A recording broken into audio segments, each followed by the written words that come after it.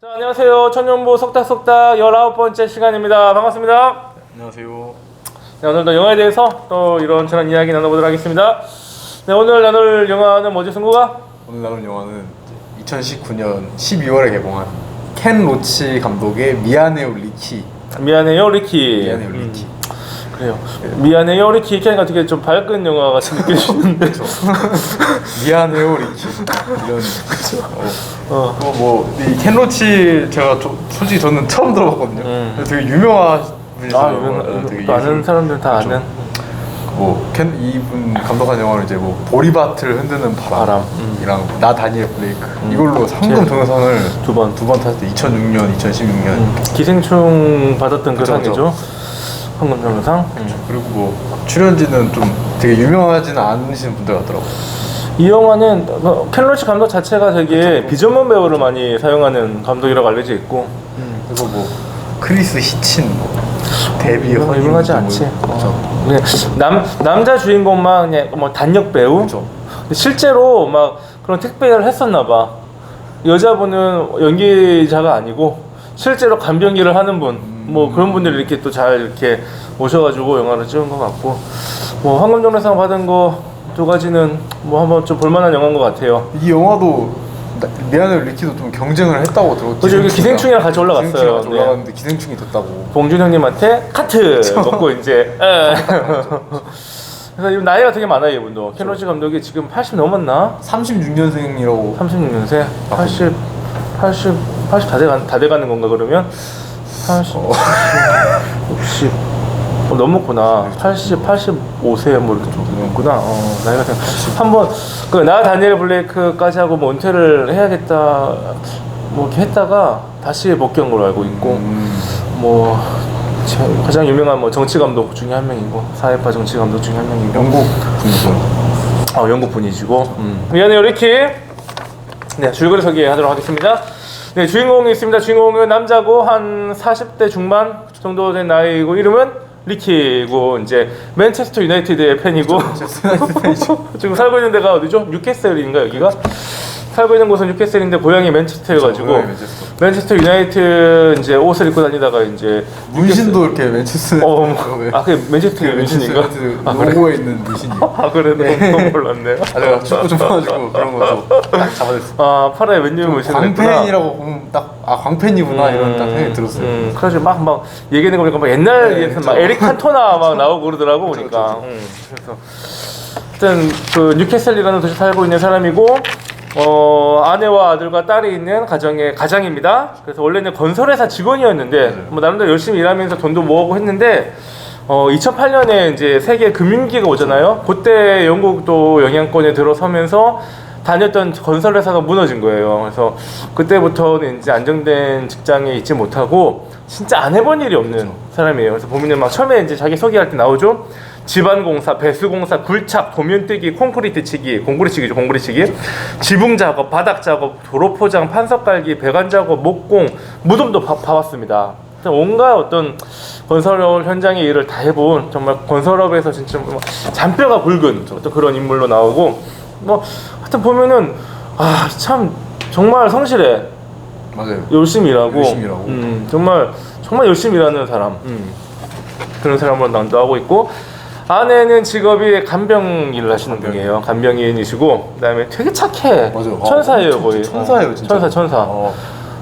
이런 분 있으면 이런 잡아야지. 사람 자체가 이런 사람이 많이 없을 거예요. 별로 없지. 너무 남편, 아들, 딸한테 다 잘하고, 자기 모토가 그거잖아요. 간병하는 이에게 내가 엄마처럼 해줘야지. 엄마처럼 내가 일해줘야지. 그것도 근데 그렇게 사니까 너무 힘들어. 삶이 이게. 또 유명한 또 이게 영화의 멘트가 있잖아. 사람들은 호의가 계속되면은 그것을 권리인 줄 안다. 그러니까 너무 잘해주니까 막 요구가 자꾸 늘어나는 거야. 너무 힘들어하는. 일상생활 지장받을 정도로 그렇게 살고 있고. 아들이 하나 있는데 얘가 참 보면은 문제하죠. 근데 얘를 어떻게 봐야 될지 잘 모르겠어. 저도 얘를 그래도 이해해 줘야 되는 건지. 속이 좀 터져요. 보고 있으면. 진짜 보고 있으면 하여튼 한 중3 아니면 한 고1 정도 돼 보이는 우리나라로 치면 그 정도 되는 애인데 공부는 안 하고 공부는 안 하는 건 모르겠는데 학교를 안 가. 그쵸, 학교도 안 가죠. 아니 공부를 안 해도 학교를 가서 있으면 그래도 뭐 시험은 못 쳐도 그쵸. 부모가 학교에 불려가진 않잖아. 근데 얘는 학교를 안 가니까 부모가 자꾸 학교에 불려가야 되는 거야. 그래서 그 문제가 많이 생기거든 계속해서. 그러니까 부모가 학교만 안 불러갔어도 사실 맞아요. 일들이 훨씬 이렇게까지 안 심각해질 수 있는데 근데 얘가 또 하는 말들을 들어보면은 얘가 또 뭐 나오잖아. 부모도 이거 똑똑한 아기라고 얘기를 하거든. 둘 다 똑똑해요. 딸, 아들 다. 생각이 없는 건 아니야. 얘도 보면은 나름대로 생각이 있고. 근데 얘는 아빠한테 엄마한테 내가 왜 공부를 하지 않아야 되는지에 대해서 막 설명을 하거든. 그러니까 엄마 아빠도 그걸 못 이겨. 얘기 말로는. 그러니까 기본적으로 머리는 있는 아이라는 건데. 그러니까 참 모르겠어요. 딸은 그냥 마냥 귀여운. 맞아요. 그리고 또 되게 모범생인 것 역시. 같고 또 똑부러지죠 약간. 딸이 최고. 되게 똑부러지더라고. 부러지고 막 중간에 이제 아빠랑 같이 한번 그쵸. 택배 일할 때 사람들이 귀엽다고 막 팁을 준단 말이야. 그러니까 난 귀여워서 맞지 하면서 막 이렇게 머리에 흔드는 거 있거든. 뒷모습에서 너무 귀엽고. 아무튼 이 집안의 유일한 어떤 웃음의 이유, 기쁨의 이유, 행복의 이유. 비타민이죠. 자 그래요. 그래서 자 이렇게 살아가던 이 가족이 있는데 리키가 나름대로 찾은 직업이 이제 택배 회사 직원입니다. 우리나라로 치면은 이제 지금 딱 쿠팡맨이에요. 쿠팡맨. 딱 쿠팡맨인데 이게 딱 들어가가지고 이제 일을 하려고 이제 들어가니까 제일 중요한 포인트가 그거 같아요. 이게 노동자로 근로계약서를 쓰고 들어오는 게 아니고 개인 사업자로 이제 합류를 하는 거라는 거죠. 이게 맞아요. 그 관리자가 좋은 말들을 많이 해요. 뭐 목표 실적도 없다. 뭐 알아서 하면 된다. 네 사업이다. 뭐 네가 하고 싶은 대로 하면 된다. 라고 하는데 실제로 들어가 보니까 그렇지가 않죠. 이게 뭐 프랜차이즈라는 명목으로 막 많은 것들을 요구하고 아파도 쉬지를 못해. 이제 뭐 이게 노동자 같으면은 병가나 연차를 낼 수가 있는데 그렇죠. 그게 안 돼요. 노동자 아니니까. 보면. 그래서 자기가 쉬려면은 100파운드를 벌금으로 내야 돼. 근데 100파운드 내가 찾아봤거든. 15만 원이야. 15만 원. 그러니까 그걸 생각해 보니까 이게 그냥 사실 뭐 빅조는 개살구지 사실. 이게 개인 사업자로 이렇게 차라리 들어간다는- 노동자로 들어가면 그러니까. 보험도 되고 그치. 다 될 텐데. 막 휴가도 있고 한데 휴가도 되고. 이게 뭐 지금 어떤 노동 현장에서의 어떤 일이지 이게 우리나라도 쿠팡 뭐 쿠팡맨도 개인 사업자라고 내가 들은 비슷해요. 거 같아. 그런 구조예요. 그치. 약간 개인 사업자 근데 복지가 이러진 않죠. 이 정도까지는 이 아니고. 정도는 쿠팡 복지 좋다고 그래도 많이 하니까. 어쨌든 그래서 어쨌든 이 리키가 개인 사업자로 그 택배 회사에 들어가려면 봉고차가 하나 있어야 되는데 봉고차를 살 돈이 지금 없는 거예요. 왜냐면 벌써 그 자기 집안에서 끌어당길 수 있는 돈은 다 끌어당긴 거예요. 벌써 대출도 많고 유일하게 이제 봉고차를 살 수 있는 돈이 뭐냐면 간병 일을 하는 아내가 타고 다니는 승용차예요. 그걸 팔아가지고 봉고차를 사야 돼. 근데 그걸 팔면은 아내는 버스가 간병이를 버스를 타고 다녀야 돼요. 간병이 또 얼마나 힘들어. 그렇죠. 그래서 아내가 그냥 안 돼! 라고 했으면 맞아요. 어땠을까? 여기서. 어쨌든 아내는 거기서 또 이렇게 허락을 해요. 그래서 아내 차를 팔아가지고 리키가 이제 봉고차를 사가지고 이제 들어갑니다. 들어가서 처음에 나름대로 열심히 일을 해서 나름대로 초반에는 괜찮죠. 근데 이게 근무 환경이 이게 막 끝나는 시간이 9시, 10시인 거예요. 맨날 매일같이. 그러니까 집에 있는 자녀를 돌볼 시간이 없어. 그쵸.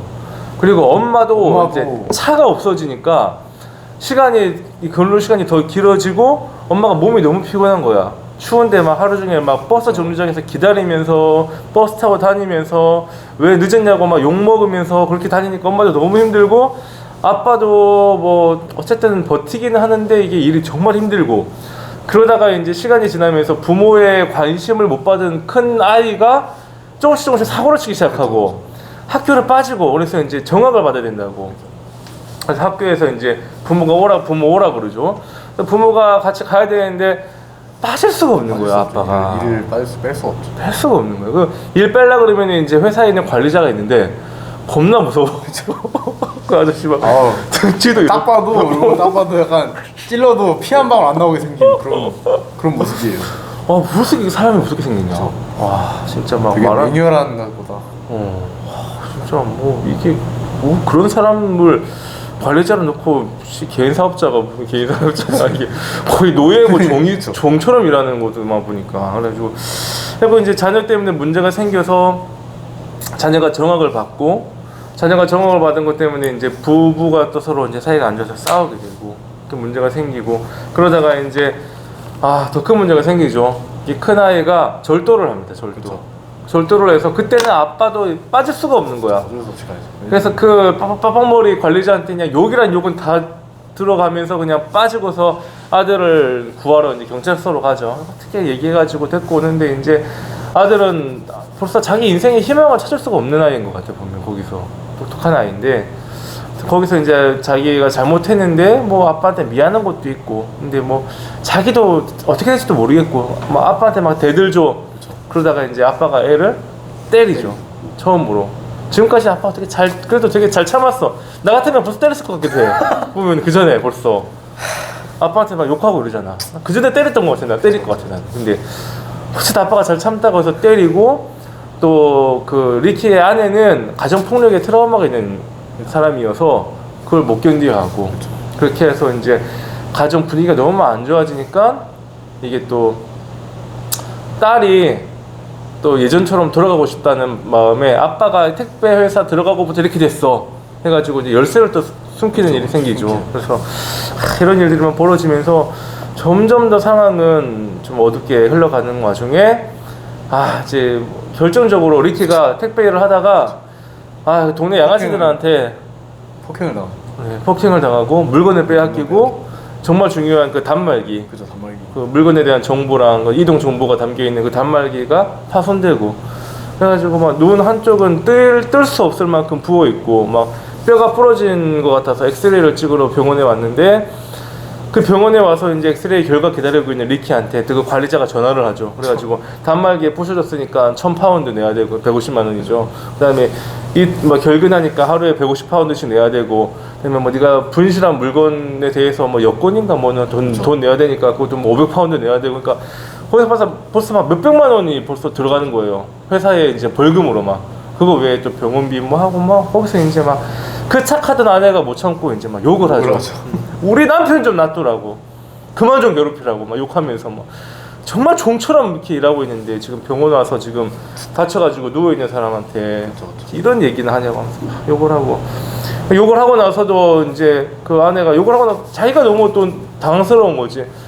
나 원래 욕하는 사람 아닌데 너무 충격이 힘든 거야. 아내도 보면은 그렇게 하고 이제 집으로 돌아왔는데 그 아픈 몸으로 눈 한쪽 보이지도 않고 막 온몸 멍들어 있고 막 골절되어 있는지도 모르는 상황에서 그 다음날 아침에 리키가 6시 또 일어나가지고 차를 몰고 출근을 하려고 나갑니다.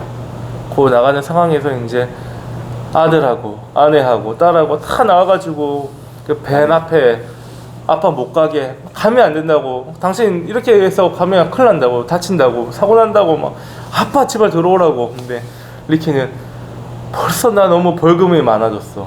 오늘도 일하지 않으면 벌금이 더 늘어나. 그럼 우리는 거리에 내앉을 수도 있어. 그렇게 될 수는 없어 하면서 결국 그냥 운전을 해서 출근을 하죠. 가는 길에 막 한쪽 눈으로 막 힘겹게 운전을 하고 있는 리키의 그 한쪽 얼굴이 클로즈업 되면서 눈물이 막 흐르면서 영화가 끝이 납니다. 좀 보고 있으면 좀 많이 불편했어요. 네, 그렇습니다. 어떻게 봤습니까? 저는 이 영화 아까 말씀드렸지만 좀 불편했어요. 이 영화 보면서 너무 이 인물들도 너무 답답한 면이 있고. 답답하다는 건 뭐가 답답하다는 거는? 그냥 뭐 이 아들 같은 경우는 진짜 제가 가서 때려주고 싶고 한 대 쥐어 박아주고 싶고 그리고 또 이 너무 정없는 관리자 그 사람도 되게 너무 잔인한 것 같고. 그 사람은 가서 박아줄 수 없겠니? 네? 그 사람은 못해요. 못해? 제가 져요. 아들은 할 수 있는데 관리자는 안 될 것 같아. 너무 근육질해서 좀 더 열심히 해가지고 형우가 관리자가 문제였어. 아들이 문제가 아니고. 아무튼 이거 너무 근데 또 이 관리자를 빼고는 일단은 그 가족들만 보면은 그 처음에는 영화 볼 때는 되게 이제 아들도 그렇고 또 딸도 이제 열쇠 숨긴 장면에서도 되게 또 탄식이 나오더라고요. 아무튼 뭐 그런데 결국은 보면은 그 누구의 잘못도 아닌 것 같은 거예요. 이제 영화를 볼 때는 일단 화가 났는데 뭐 아들에게도 한번 화나고 딸이 잘 하다가 똑부러지게 잘 이렇게 하다가 갑자기 열쇠 숨겼을 때도 좀 화나고 그랬는데 영화가 다 보고 나서 생각해보니까 그 누구도 잘못은 없는 것 같아요.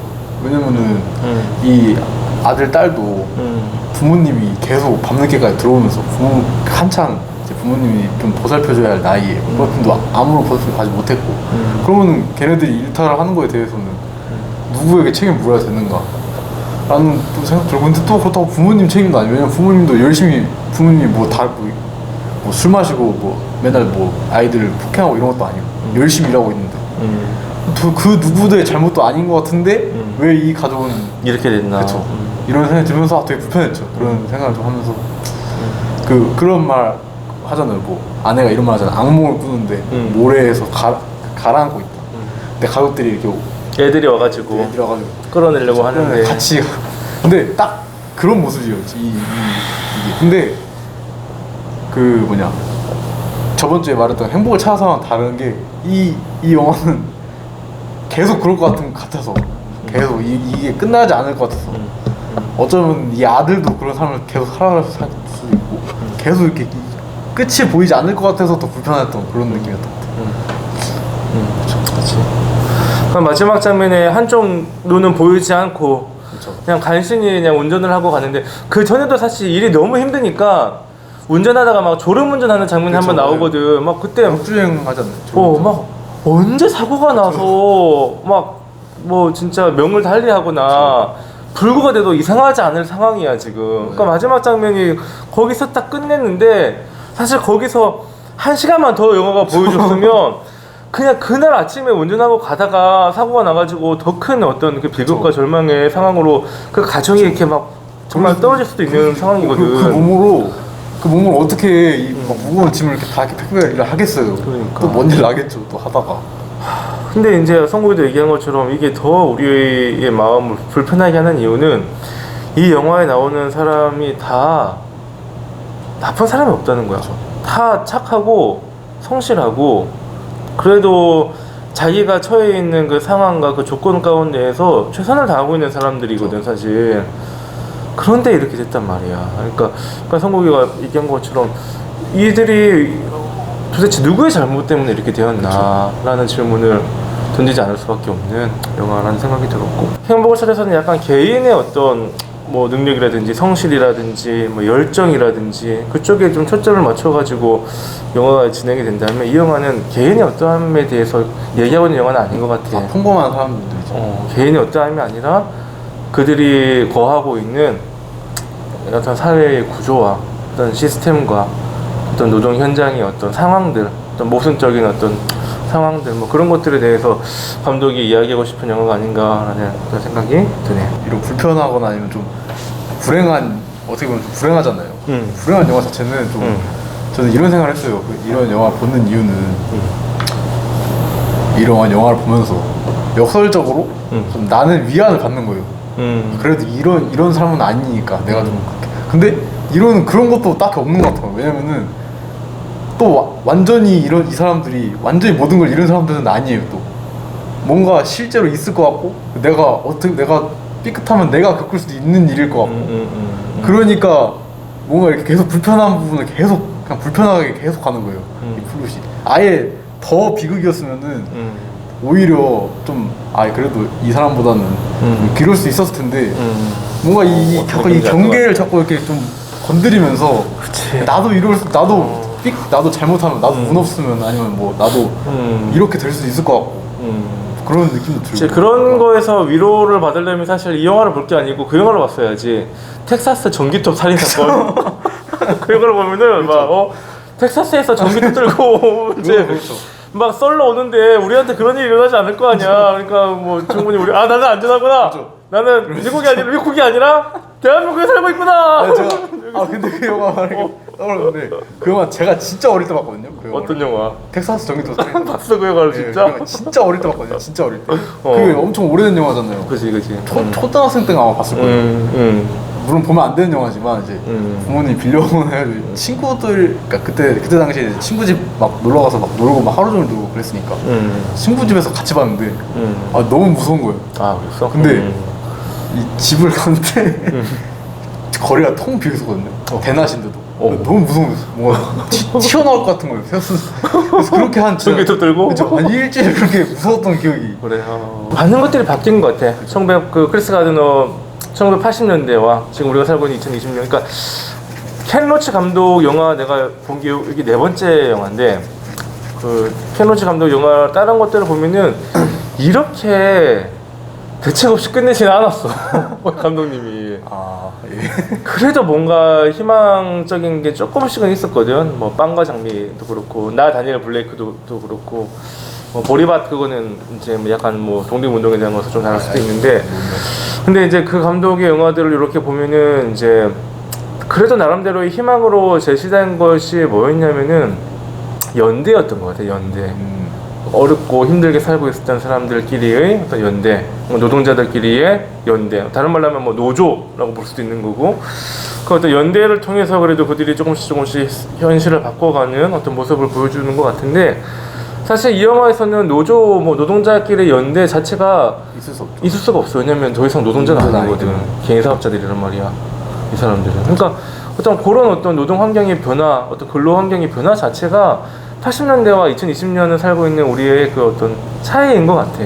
차이라는 생각이 들었고, 그다음에 또 한 가지 재밌는 건 뭐냐면, 크리스 가드너하고 리키하고 연관점이 있어. 둘이 연결이 된다? 뭐냐면, 크리스 가드너가 처음으로 입사한 그 투자은행이 베어스턴스라는 회사야. 베어스턴스. 영어에서는 제대로 안 나오는데, 크리스 가드너를 처음 이렇게 나오거든. 베어스턴스라는 회사는 미국의 제5대 투자은행 중에 하나였어.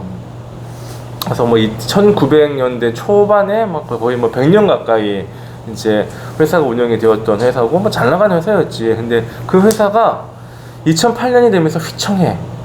그래서 그 회사가 2008년에 주식이 막 종이 조각이 되면서 회사가 거의 막 뭐 부도가 날 상황에 처해가지고 JP 모건이라는 투자은행이 다른 투자은행이 그 회사를 인수를 해. 그러면서 이제 엄청난 손해가 미국 증시에 이제 불어닥친 거지. 그 사건이 2008년 금융위기의 시작이래. 베어스턴스라는 회사가. 그래서 그 2008년에 있었던 그 금융위기 때문에 오늘 그 영화 주인공 리키가 그쵸. 회사가 무너지면서 회사를 그런 게 안정된 일자리를 잃게 되고 집도 살 수 없게 되고 이렇게 막 이제 힘들게 삶을 살아가게 되는 거거든. 그러니까 이게 참 보면은 뭐 여러 가지 생각이 드는 것 같아요. 보면은 이제 크리스 가드너라는 사람이 참 대단한 어떤 개인의 어떤 노력과 열정과 성실로서 그렇게 성공을 했는데 그가 있었던 몸담았던 그 업계, 그러니까 금융투자은행들, 그다음에 2008년도 뭐 우리들 막 얘기 많이 들어서 알잖아. 뭐 내용은 잘 몰라도 뭐 서브프라임 모기지 막 사태, 리만 사태. 결국 그것들을 일으킨 사람들이 사실 그 투자은행에서 일하고 있는 사람들이란 말이야.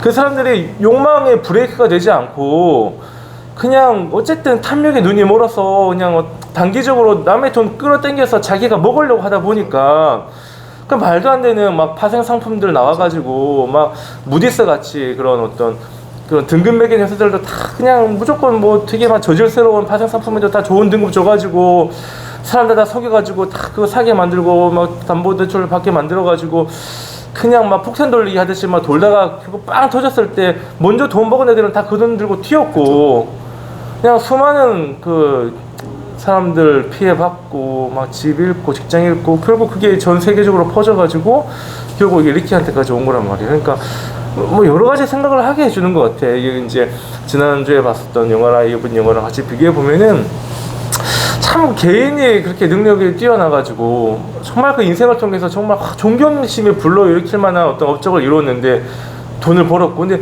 사실 그 사람이 그 성공을 가지고 이 세상과 사회 가운데 어떠한 일들을 했고 어떤 기여를 했고 또 어떤 영향을 미쳤는가에 대해서는 우리가 얼마큼 더 생각을 하고 있는가 뭐 이런 질문도 좀 던져보게 되는 것 같고 지금 뭐 우리나라 역시도 그런 어떤 이런 흐름 가운데에서 사실 벗어나 있지 않지. 왜냐면 우리나라도 다 사실 뭐 정규직도 점점 없어지고 있잖아. 사실 이렇게 뭐 개인 사업자로 가든지 뭐 그냥 뭐 단기적으로 이렇게 일하는 뭐 쪽으로 다 이렇게 바뀌어가고 있으니까 노동 환경 자체가 우리나라도 역시 그 영향력 가운데 있고 또 한 걸음 더 나아가 보면은 우리들은 어떤지에 대해서 또 한번 생각해 보게 되는 것 같아요. 그래서 뭐냐면 우리나라에서도 보면은 이제 막 쿠팡맨들 막 이렇게 택배 하시는 분들 한 번씩 막 너무 힘들어가지고 과로사 하는 것들 막 종종 나오잖아. 택배 기사들. 그러니까 그런 생각 한 번씩 해보는 것 같아. 와, 내가 꼭 그 로켓 배송을 받아야 되나? 새벽 배송을 받아야 되나 꼭? 이게 옛날에는 택배 사실 잘 안 받았었는데 언제 이렇게 시켰어 온라인으로. 그냥 가서 샀었고 걸어가서 그냥 사왔고 그쵸. 찾아가서 그냥 돈 주고 사왔지. 근데 이게 참 뭐 어느 순간부터 이제 인터넷으로 시키기 시작하고 이제는 이틀 기다리는 것도 힘든 거야. 하루 기다리는 것도 힘든 거야. 그냥 지금 주문하면 내일 새벽에는 받아야 되는 거야. 그렇죠. 그러니까 이게 이 모든 어떤 그 지금 우리가 살고 있는 이 세상과 사회의 어떤 구조 시스템 그 안에서 살아가고 있는 우리들의 생각들 그게 익숙해져 버린 어떤 나의 어떤 욕망들 그 모든 것들에 대해서 참 좀 묵직한 질문을 계속해서 던져주는 영화가 아닌가. 어쩌면 나 역시도 리키가 이렇게 고통받게끔 되어버린 이 세상과 이 사회 구조에 있어서의 어떤 공모자이진 않은가라는 그런 생각들까지도 뭐 해보게 되는 영화인 것 같습니다. 어쨌든 되게 암울한 영화인 것 같습니다. 아무런 영화인 것 같고. 근데 이게 또 변화가 이 변화를 막을 수는 없잖아요. 너무 이게 변화가 특히 또 코로나 이후로 더 급격하게 더 빨라졌기 때문에 이 새벽 배송 이런 게 갑자기 막 늘어났잖아요. 올해 들어서 막 마켓 컬리머부터 그런 것 때문에 근데 그런 거는 이제 계속 늘어날 수밖에 없을 것 같아요. 이제 계속 늘어날 일밖에 안 남은 것 같아서 차라리 복지 이런 거를 좀 더 신경을 써줘야 하지 않나. 복지로. 그쵸.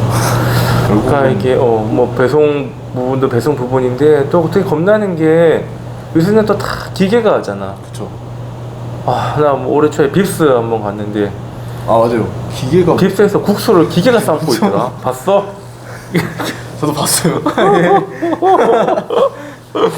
쌀국수를 저는 안 먹어봤는데 기계가 난 먹어봤어. 그래요? 맛없다는데 별로. 아니 뭐 그게 뭐 육수 맛있고 면 맛있으면 맛있는 거지 뭐, 맛 없을 게 있나. 깜짝 놀랐거든. 그러니까 이게 또 막 하여튼 돈 많은 기업들은 지금 제일 투자 많이 하는 게 AI래. 그쵸. AI에 또 이렇게 되면 이 택배도 지금 이렇게 뭐 일을 하고 있는데 조금 더 지나면 드론이 다 할 것 같아. 자율주행 뭐 차량 이런 거. 차량이든 드론이든 해가지고 그냥 날라가가지고 그냥 집집마다 그냥 탁탁 뒤놓고 가는 걸로. 그쵸.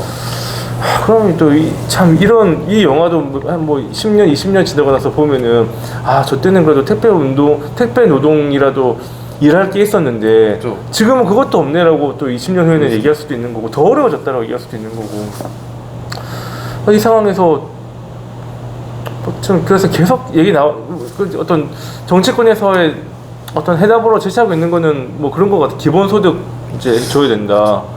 이제 뭐 일을 하지 못할 수도 있으니까 뭐 노동. 근데 그것도 허점이 되게 많잖아요. 맞지. 나도 긍정하진 않아. 맞아요. 사람은 일을 해야 되거든. 그렇죠. 일을 하지 않으면 사람이 어떻게 자기의 어떤 자아를 성립해가고 자기의 어떤 자존감을 세워갈 수 있겠어. 일을 하지 않으면서 돈만 받아서 살면 일을 해야 되는데. 그리고 일하지 않는데 어떻게 그 돈의 소중함을 알 수 있겠어요? 그렇지. 일하지 않고 돈 그렇게 뭐 많이 사실 이렇게 또 많이 줄 수도 없지 사실. 그쵸. 그냥 겨우겨우 그냥 어떤 먹고 살 만큼만 받을 건데 결국 그렇게 세상이 바뀌면. 그러니까 진짜 돈 많은 기업들은 AI랑 정말 뛰어난 인재들, 브레인들 다 모아가지고 또 부가 가치를 창출해낼 거고. 그런 데서 이제 뭐 세금으로 낸 거 가지고 이제 뭐 일할 수 없는 사람들, 능력 없는 사람들, 몸 건강하지 못한 사람들 진짜 그렇게 될 것 같거든 앞으로 가면은. 근데 그렇게 된 사람들이 돈을 받는다고 해서 그게 무슨 삶의 의의가 있고 기쁨이 있고 보람이 있고 의미가 있겠어.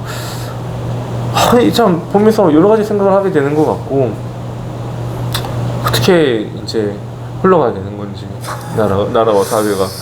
그리고 이렇게 거대한 담론을 지금 질문으로 던져놓으니까 오늘 이 속닥속닥은 어디로 흘러가야 되는 건지 제가 뭐 거의 뭐 감당할 수 없는 질문을 지금 막 던져냈는데 좀 더 생각을 해보는 건데 생각을 한다고 뭐가 나올까?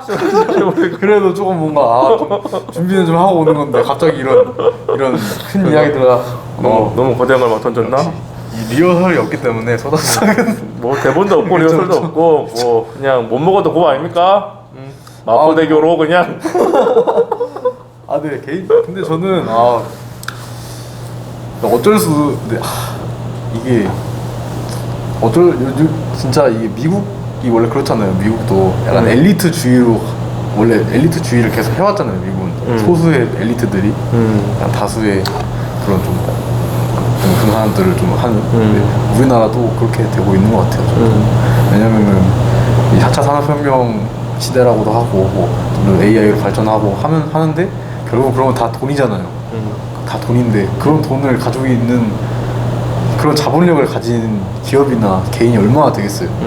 결국에는 이제 잘 되는 기업들은 더 그런 자본력을 힘을 싣고 더 잘 될 수밖에 없고 더 그렇지 않은 사람들은 더 될 수밖에 없고 그러면 자동적으로 이런 엘리트주의로 그런 거에 대해서 좀 대비를 저희 나름대로는 해야겠죠. 어쩔 수 없지. 하긴 너무 난 안타깝거든. 점점 양극화가 점점 심해지잖아. 이게 보면은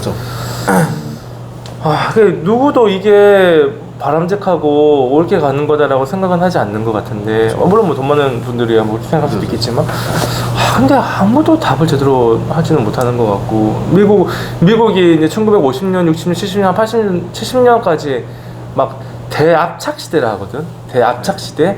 뭐냐면은 소득 구간을 대압착 꽉 압축했다는 거야. 그래서 그때는 돈을 가장 많이 받는 사람이 이만큼 받았으면은 그냥 돈을 많이 못 버는 그냥 일반 그냥 직장인들도 이만큼 받았다는 거야. 대압착이니까. 그때는 뭐 노조도 힘이 셌고 노동자들도 힘이 셌고 뭐 그렇게 빡 했는데 이제 점점 벌어지는 거지. 근데 사실 이렇게 압착을 해가지고 사실 누구나 얘기하잖아. 중산층이 건강해야지 그쵸. 나라의 경제가 튼실하고 그게 좋은 거다라고 얘기는 하는데 점점 벌어져가지고 중산층 다 사라지고 이제 정말 돈 많은 사람과 정말 극빈 계층만 있으면 이게 정말 좋은 건 아닌데 왜 이렇게 갈 수밖에 없는지 참 경영학도로서 선구가 뭔가 뭐 학교에 또 어떤 훌륭하신 교수님들 뭐 좋은 얘기 하시는 거 뭐 없니? 뭐 다들 이렇게 교수님들은 이런 얘기 하시죠. 뭐 4차 산업혁명 시대에 대비해야 된다. 뭐 4차 산업혁명 기술은 이런 것들이 있으니까 뭐 이런 쪽으로 좀 만약에 이런 쪽으로 좀 전문가가 되어야 된다. 뭐 이런 거 있잖아요. 예를 들면 내가 자율주행 차량이 만약에 보급화가 된다고 하면은 일반화가 된다고 하면 당연히 택배기사들은 일자리를 잃겠지만 또 새로운 직업을 생길 거 아니에요. 그런 걸 총괄 관리하는 사람이라든지 아니면 시스템 그런 걸 관리하는 사람이라든지 아니면 그런 시스템을 만드는 사람이라든지 그런 좀 특성화된 직업 쪽으로 봐야 된다 이렇게 얘기는 하시죠. 근데 그거는 물론 저희도 되게 애매한 세대예요. 그렇게 따지면은 그게 상용화 되려면은 되게 적어도 뭐 10년, 20년은 걸린다고 하잖아요. 할 수 있잖아요. 근데 그때가 되면은 저희는 30, 40대인데 그때 와서야 새로운 기술을 배우고 그런 시스템에 적응을 어떻게 할 수 있겠어요. 약간 과도기에 낀 지금 세대가 과도기에 낀 세대라서 더 그런 것 같아요. 나는 그때는 5, 60대인데 그쵸. 참 그쵸. 그래가지고 만약에 지금 당장 내가 일을 한다고 하면 당연히 택배기사 일이 있다면 택배기사 일을 배워야 되잖아요. 근데 내가 이 일을 10년밖에 하지 않았는데 갑자기 자율주행 차량이 확 보급이 돼서 내가 일자리를 잃어버리면 그때 가서 갑자기 내가 자율주행에 대해서 시스템에 대해서 어떻게 공부를 할 수 있겠어요. 그런 약간 과도기 지금이 과도기라고 한다면 물론 10년이 지나도 20년이 지나도 활성화가 안 될 수도 있어요. 왜냐면 워낙 되게 그래도 그런 거 많잖아요. 딜레마가 많잖아요. 그런 것들. 근데 그렇게 과도기라고 생각한다면은 저희는 이제 뭘 해야 할지 모르는 거죠. 지금 당장은 말할 수 있겠지만 할 수 있겠지만 미래에는 뭘 해야 되는 거야. 그러면서 그래서 좀 암울한 세대가 아닌가. 그래서 성욱이는 그래서 지금도 그렇게 코딩을 열심히 하고 있는 거니? 코딩은 꾸준히 하고 있지만 꾸준히 하고 있어. 너무 어렵습니다. 하면 할수록 느끼는 게 그래? 어렵다.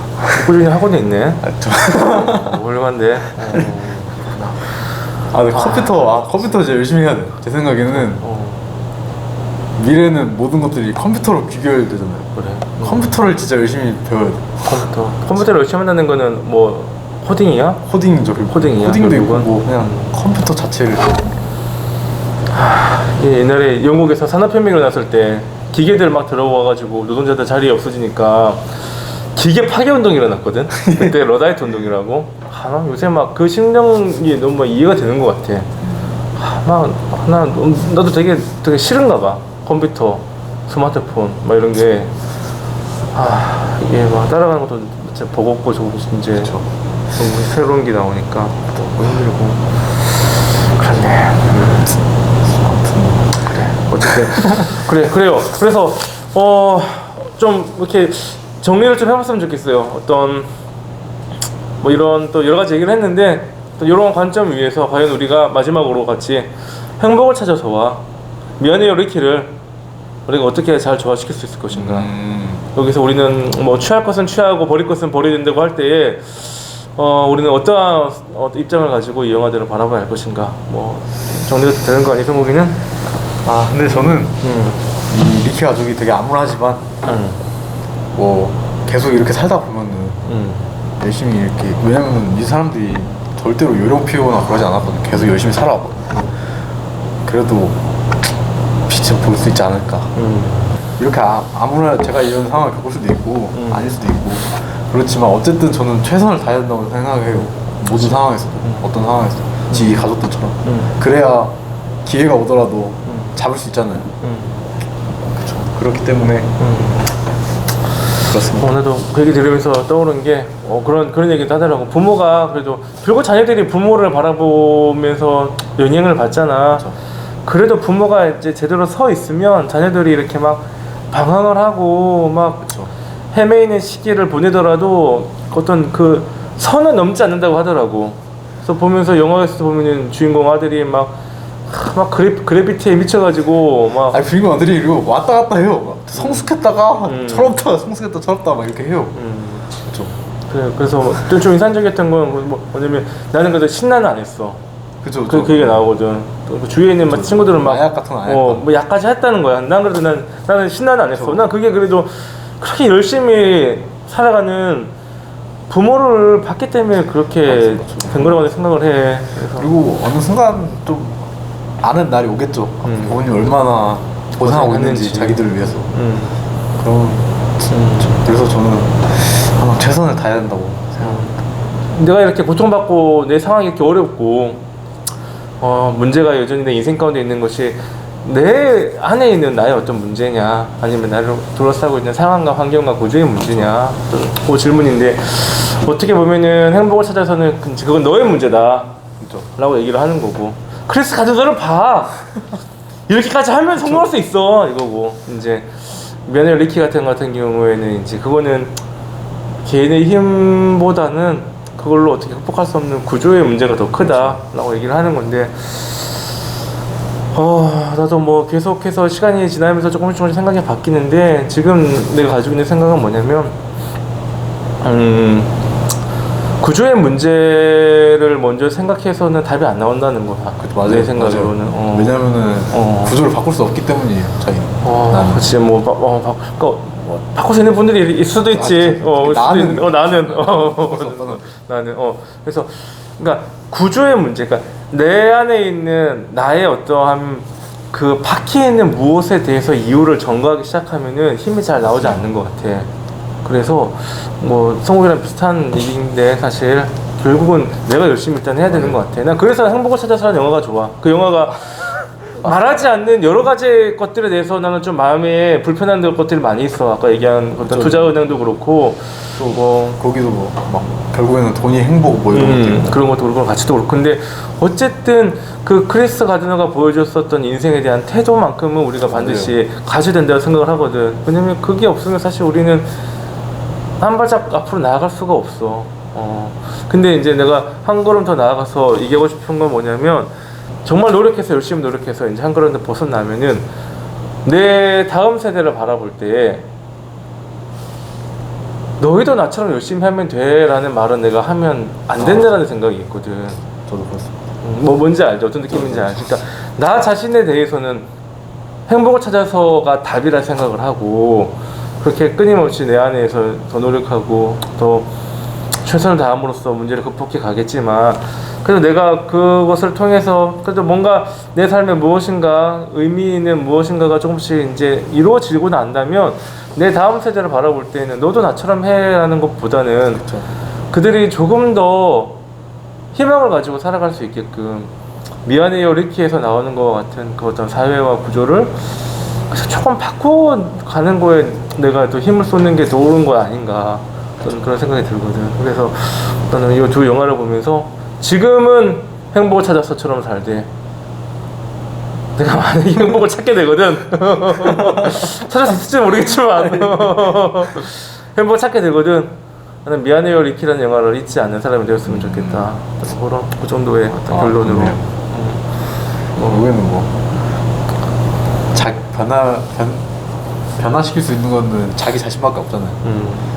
상황을 어떻게 근데 나를 변화시킬 수 있는 사람이 되면 그쵸. 상황도 변화시킬 수 있지 않을까? 그쵸, 예, 근데 구조도 바꿀 수 있을 것 그쵸. 같고 그렇게 지금 모르겠어. 지금 우리가 이 경제 상황과 어떤 세상의 방향을 볼 때 참 답이 없는 것처럼 느껴지지만 이게 참 답이 없어 보이지만 옳지 않다라고 생각하는 사람이 결코 적진 않을 건데 그쵸. 그렇잖아. 뭐 나랑 소고기랑도 지금까지 이런 얘기 한 번도 안 해봤지만 지금 이런 얘기 하면서 그래도 이게 그렇게 옳은 것 같지 않다는 것에 공감을 하고 있잖아. 이게 뭐 둘뿐 아닐 테고 사실 어떤 그런 사람들의 생각들, 의견들, 마음들을 또 잘 또 모아낼 수 있는 누군가가 있다면 또 뭐 세상도 바꿔낼 수 있다는 걸 믿는 것이 또 뭐 우리의 믿음이 되어야 되지 않을까 생각이 들면서 어쨌든 조금 무거운 영화 또 무거운 주제 좀 답이 안 나오는 주제를 가지고 이야기를 좀 나눴는데 답이 안 나온다고 해서 고민하는 것을 멈추는 그런 사람은 안 되었으면 좋겠고 계속해서 공부하고 또 생각하고 대화하고 또 기도하고 또 하면서 그렇게 또 우리 또 청년들이 그렇게 살아갈 때 또 나라의 미래가 더 희망차고 하나님께서 기뻐하시는 공의가 물같이 정의가 하수같이 흐르는 하나님 나라가 이 땅 가운데 또 임할 수 있지 않을까 생각을 합니다. 힘내시고 다들 한 주간 또 열심히 최선을 다해서 살아가고 네, 또 오늘 거룩한 주일인데 또 오늘 온라인 예배 통해서 주님께 온전히 영광 올려드리는 또 하루의 시간 되기를 간절히 소원합니다. 저희들 다음 주에 또 다음 영광 가지고 만나 뵙도록 하겠습니다. 안녕히 계세요.